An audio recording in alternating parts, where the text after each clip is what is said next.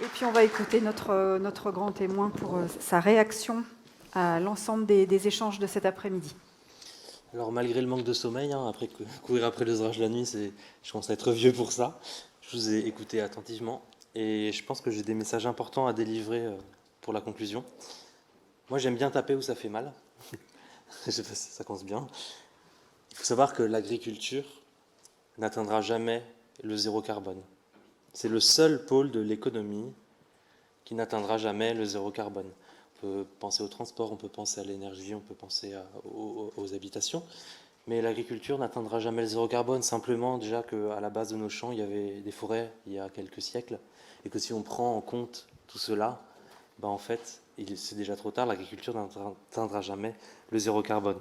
L'objectif, en fait, c'est de réduire déjà nos impacts actuels avec nos héritages passés, et il y a beaucoup de choses qu'on peut mettre en place, et j'y reviendrai après. On oppose souvent la production et la protection. Comme si on produit plus, on protège moins, et si on protège plus, on produit moins. En fait, non, le but de l'agriculture face au changement climatique, et face d'ailleurs aussi à...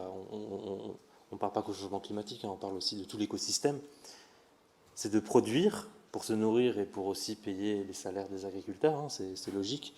C'est de produire, mais également de protéger. L'agriculture régénérative, on en a parlé, l'agriculture protective, on peut en parler aussi. Il y a beaucoup d'axes de recherche là-dessus, il faut continuer dans ce sens-là. Alors bien sûr, pour avoir zéro carbone, vous me direz, en fait, il suffit de mettre le champ en friche et d'attendre que la forêt repousse. Dans ce cas-là, on ne produit plus, mais si on ne produit plus, on mange plus. Et si on mange plus, on ne produit plus, on va importer des autres pays pour se nourrir. Et peut-être que les autres pays n'auront pas la même façon de produire qui sera peut-être plutôt propre en France, et on va juste se voiler la face, comme on a fait pour l'industrie au final, où on a délocalisé nos industries en Chine.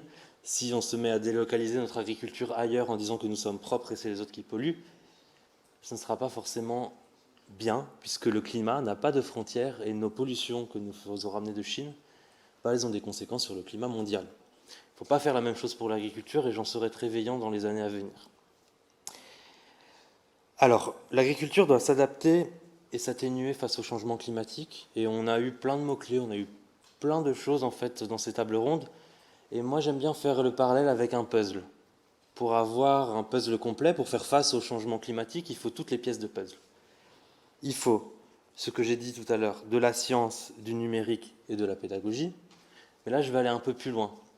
Il faut également travailler sur de la génétique, il faut également protéger les sols, revoir nos pratiques agricoles, nos pratiques pour qu'elles soient plus adaptées en fait au changement climatique, tout en ayant bien sûr une production suffisante pour nous alimenter.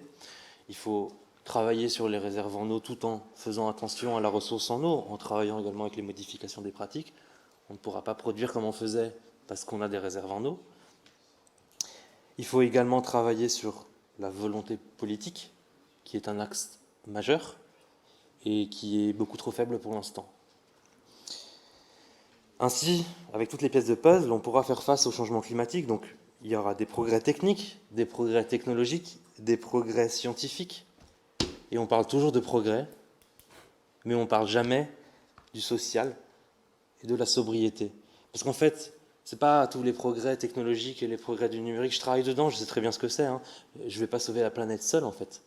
Parce qu'il y a tout un pan de l'économie, il y a tout un pan de l'alimentation, ce que j'appelle l'alimentation sobre, la sobriété alimentaire, c'est-à-dire une alimentation qui soit respectueuse du climat et de l'environnement. Ce n'est pas parce qu'on fait des efforts, les agriculteurs et le monde agricole d'un côté, que de l'autre côté, on peut se permettre de les détruire en mangeant par exemple trop de viande. Bien sûr, il ne faut pas devenir tous végétariens, mais il faut quand même réduire notre consommation de viande. En achetant des fruits et légumes de saison. Pourquoi manger des tomates à Noël, par exemple? Est-ce que c'est vraiment nécessaire? Pourquoi produire des tomates à Noël dans des fers qui sont chauffés au fioul? Parce que si on fait des efforts d'un côté, pourquoi les détruire de l'autre, en fait, dans l'agriculture? Le climat, c'est une somme de CO2. Puis si on fait des efforts d'un côté et qu'on détruit l'autre, la somme, en fait, tout s'annule. Et ça ne changera rien, en fait. Et pour cette sobriété, il faut travailler, encore une fois, sur la pédagogie, mais avec l'ensemble de la population. Ce n'est pas l'agriculture qui doit faire face seule au changement climatique. Et dernier point, le social. en fait, pourquoi aller acheter notre production alimentaire dans d'autres pays alors qu'en fait, on pourrait soutenir nos producteurs français pour avoir les moyens de faire face au changement climatique également. Il n'y a pas que l'État qui doit financer la transition agricole, on va dire. Il y a aussi toute la production, toute la société qui doit participer en fait à l'achat de produits alimentaires dans nos régions pour favoriser la richesse de notre agriculture et faire face au changement climatique. Et je tiens à préciser que cette démonstration du puzzle, tout en intégrant de la sobriété et du social, est valable dans l'énergétique.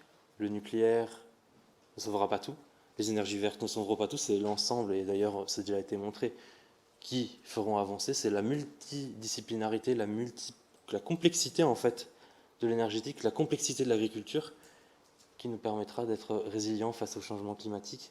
Et même cette démonstration est valable pour toutes les pans de notre économie. Merci.